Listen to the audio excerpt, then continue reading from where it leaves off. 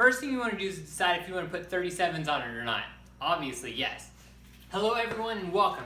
Today I'm going to answer one of the most common questions that I get and that you may ask yourself and that people overthink and overanalyze, and it should be the most easy decision of all time. Which Jeep do I buy? Rubicon, Sport, Sahara. I'm gonna write this down for you, probably in under 2 minutes, because it's that simple. At this point, we've been doing this for almost 10 years and owned more Jeeps than I care to tell you or admit to having bought from the same dealership. This is how this works. First thing you want to do is decide if you want to put 37s on it or not. Obviously, yes. But seriously, easy mode. Rubicon. People who should buy Rubicon.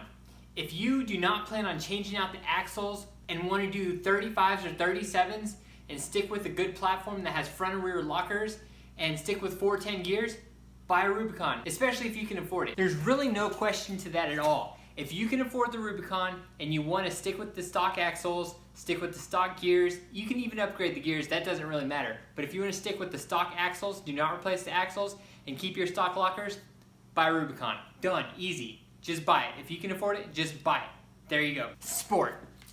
If you are thinking about changing out the axles, if you just want to have a Jeep, to own a Jeep, buy a Sport. If you want to mod it out beyond belief, buy a Sport. Save the money. You're really just buying a bunch of stuff on the Rubicon that you're going to take out anyways. So if you're going to change out everything on the Jeep, mod it out, or you just want to get into a Jeep, buy a Sport. It's that simple. Sahara. Who should buy a Sahara?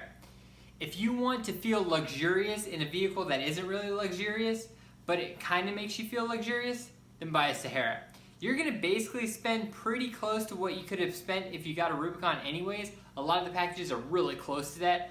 So if you're not interested in lockers or the gearing or a couple extra emblems, and a couple extra things like a front disconnecting sway bar, then buy a Sahara. That's what's for you. I mean, there's a lot of people who go off-roading and get their Saharas dirty, but they probably bought it used. They didn't buy it specifically for that purpose. So yeah, if you fall in that category, then a Sahara is perfect for you. It's that simple, guys. I don't know what else to say. Rubicon, Sport, Sahara. If you fall into those 3 categories, there you go.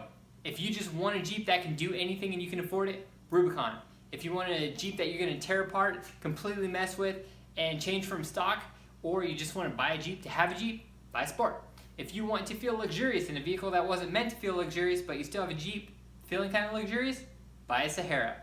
Otherwise, freaking go to your BMW dealership, go to your Mercedes dealership, go to any other dealership, really. If you want to feel luxurious and get more for your money for luxury feel, but you still want to own a Jeep, then buy a Sahara. Or, if you really want to make things interesting, you can go out and buy a 4Runner. But that's not the point of this video. Rubicon, Sport, Sahara. Easy, guys. Don't think too hard about it. If you fit in one of those categories, buy that rig and don't spend any more time on it because it's that simple. Don't overthink this. You can do this. You can do this. And if you need a dealership to call, let me know because I know some people. Alright guys, there you go. I'll see you on the trails.